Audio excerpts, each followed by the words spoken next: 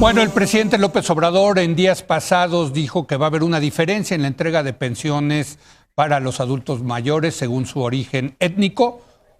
Para indígenas será a los 65 años, para mestizos a los 68 años.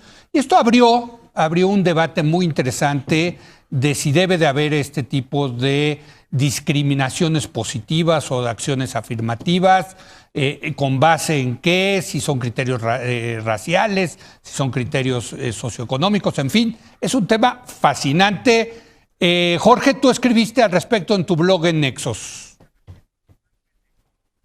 Sí, Leo, mira, yo con la idea de la acción afirmativa a favor de grupos étnicos, otros grupos minoritarios definidos como se quiera, o grupos no minoritarios como las mujeres, yo estoy a favor de la acción afirmativa en México, donde hay poco, sí ha habido a lo largo de los años, pero poco, donde hay mucho en Estados Unidos cuestionado, en Brasil, donde Lula empezó y luego se fue diluyendo, y por ejemplo en Francia, donde choca con la idea republicana desde la Revolución Francesa, que aquí solo hay ciudadanos franceses, ni unos ni otros, y no se puede establecer una diferencia étnica o religiosa entre unos y otros. Pues eso era muy cierto cuando no había ni árabes, ni musulmanes, ni africanos en Francia, o sea, hace un poquito más de 200 años. Ya no, pero bueno. El principio yo lo comparto plenamente. Creo que el trato igual a desiguales perpetúa la desigualdad. No la corriges fácilmente, ni siquiera con la acción afirmativa. Es muy difícil. Se ha comprobado en Estados Unidos. La acción afirmativa tiene casi medio siglo aquí. En muchos casos, en Columbia, la universidad donde estudiaron ustedes, que fue una de las primeras privadas que lo empezó a hacer, creo que se arrancó hace 50 años justamente, y pues los resultados son regulares. Sin embargo, no me convence, digamos, que sea México sería uno de los primeros países en tener una doble acción afirmativa.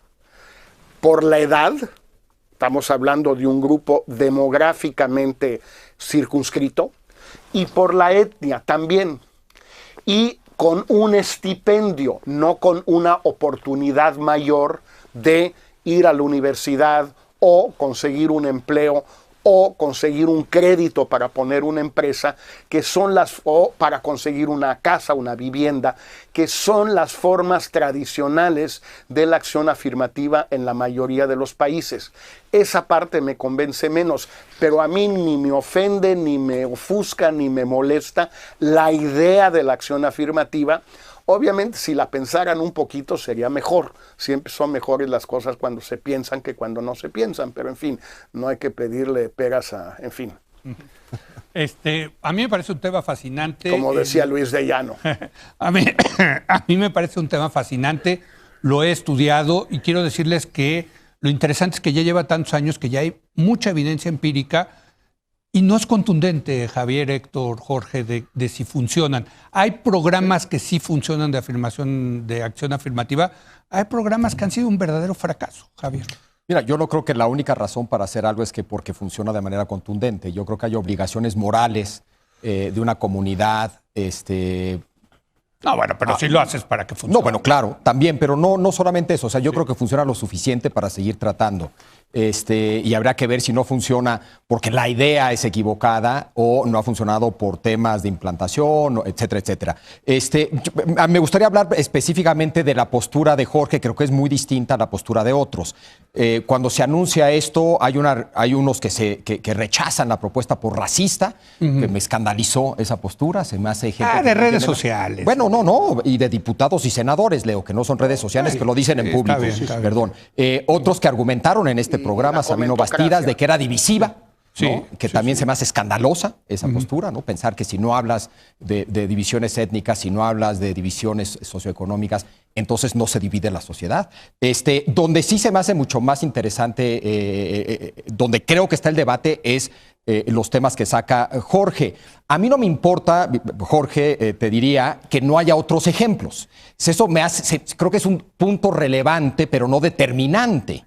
Es decir, no hay otros ejemplos en otros países, pero la pregunta es si hay condiciones aquí en México para pensar que en este caso en particular sí tiene sentido aplicar este tipo de políticas a este grupo de adultos mayores que vienen de una etnia minoritaria. Y creo que sí hay razones para pensar que en el caso mexicano tiene sentido hacerlo, que tiene que ver con su incorporación temprana a la fuerza de trabajo y su esperanza de vida. Pero si lo que te molesta es el término de acción afirmativa, pues llamémosle otra cosa, vamos a llamarlas reparaciones.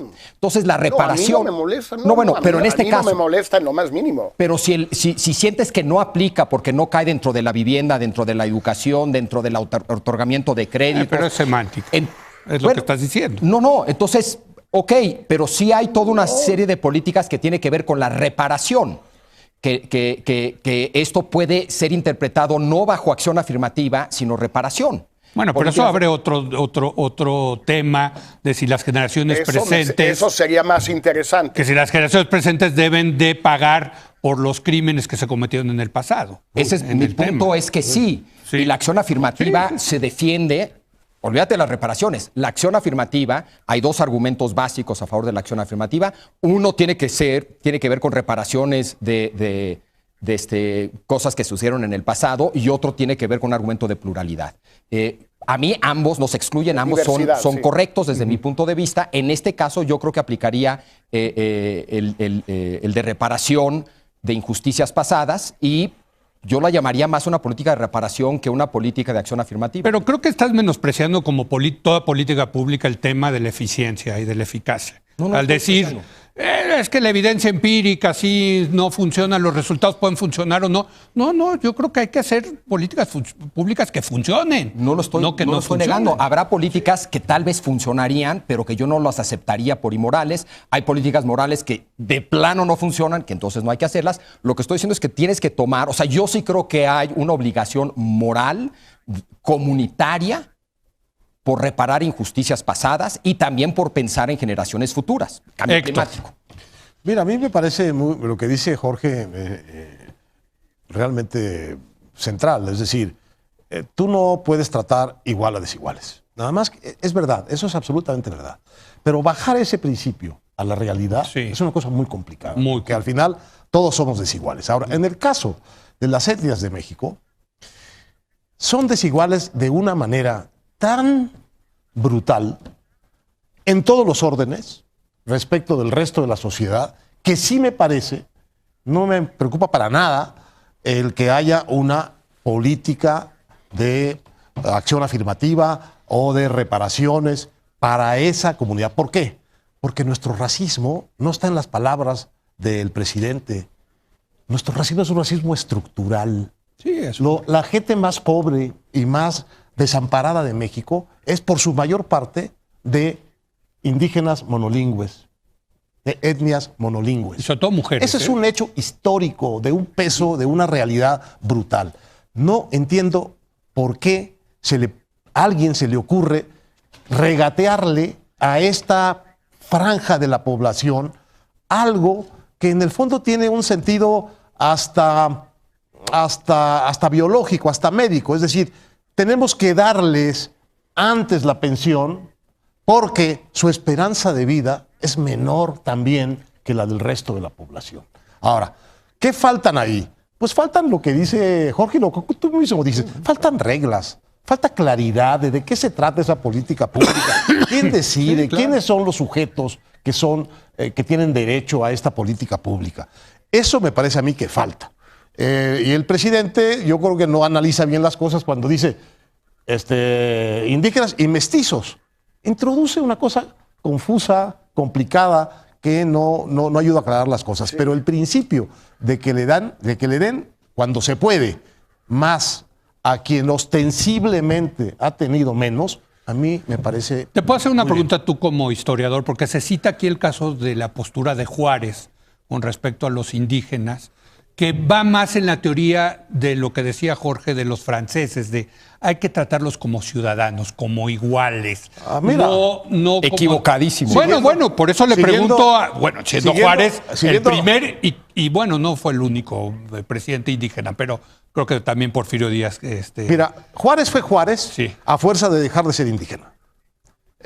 Hay un proceso de conversión dentro de él impresionante. Sí. Está expresado perfectamente en su atuendo.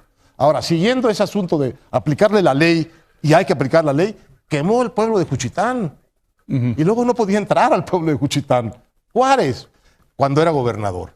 Es decir, la ley no se puede aplicar a rajatabla. Ahora, en el sentido... No puedes menospreciar las credenciales liberales de Juárez. Es una concepción liberal. ¿Y eso muy decimonónica? Muy decimonónica. ¿Pero es bueno o malo o qué? Yo creo que sí. Es buena. En la tradición liberal, lo que hay que entender de la tradición liberal es que hay un fuerte componente que ha permitido marginar, excluir, ¿no? Jefferson tenía esclavos. ¿Era un hipócrita? No, era un liberal. ¿Y qué más liberal que Jefferson? Pero hay en el liberalismo elementos, tensiones internas que permiten la exclusión, que permiten el racismo, y lo han permitido los ingleses en India, los ingleses en Estados Unidos. Bueno, yo quiero liberales. Benito Juárez cae dentro de eso. Era un liberal. Quiero decirles que yo en esta estoy con ustedes también. Y me han criticado porque dicen, no, pues tú eres un neoliberal. No, yo también creo en eso. Pero lo que tratan de decir gente como Sabino es que están más en ese pensamiento más cercano al pensamiento de la ciudadanía francesa, de que todos deben de ser iguales frente a la ley. Jorge. A ver, 3 comentarios rapidísimos porque se acaba el satélite. 1, los franceses habían tenido esa postura, extrañamente con Sarkozy, un presidente más bien de derecha.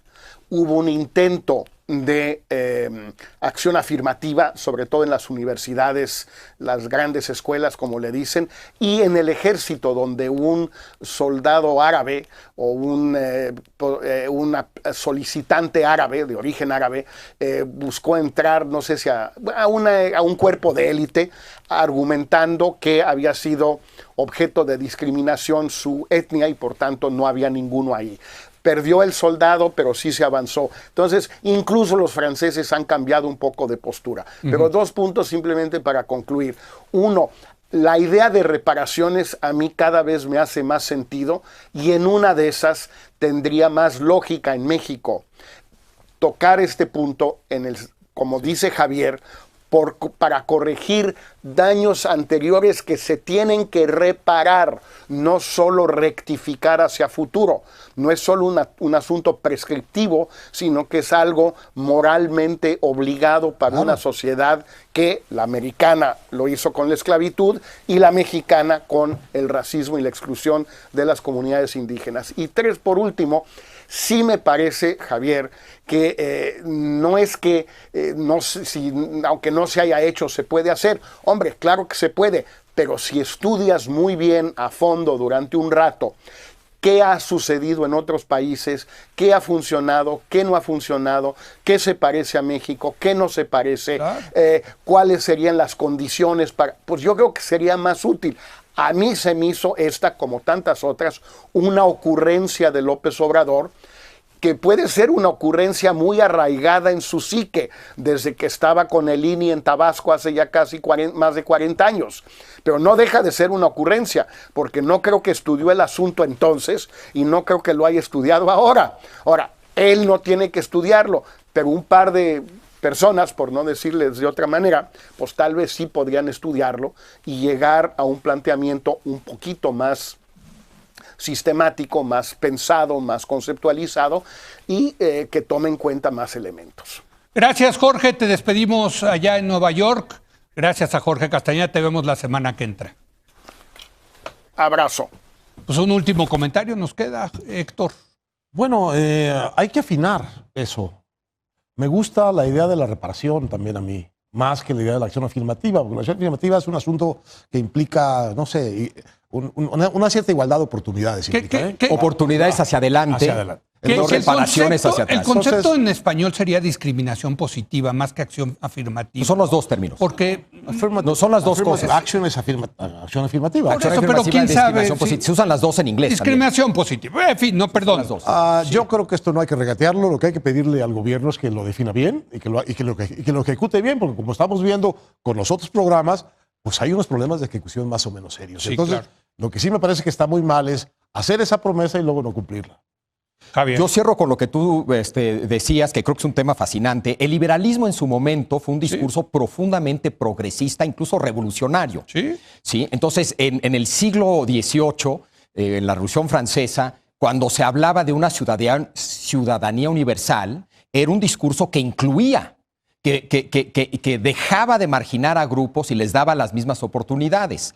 Pero ese discurso hoy, como decía Jorge, en un contexto en el que hay musulmanes, hay migrantes árabes, deja de ser progresista. Entonces, un mismo discurso, el liberalismo ha sido eso.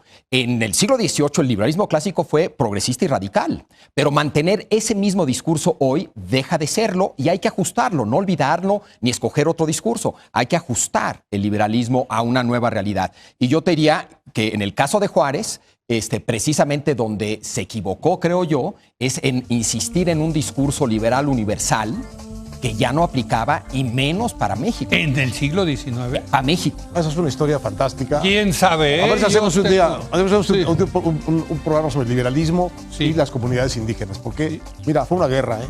Fue una guerra, Fue claro. una guerra.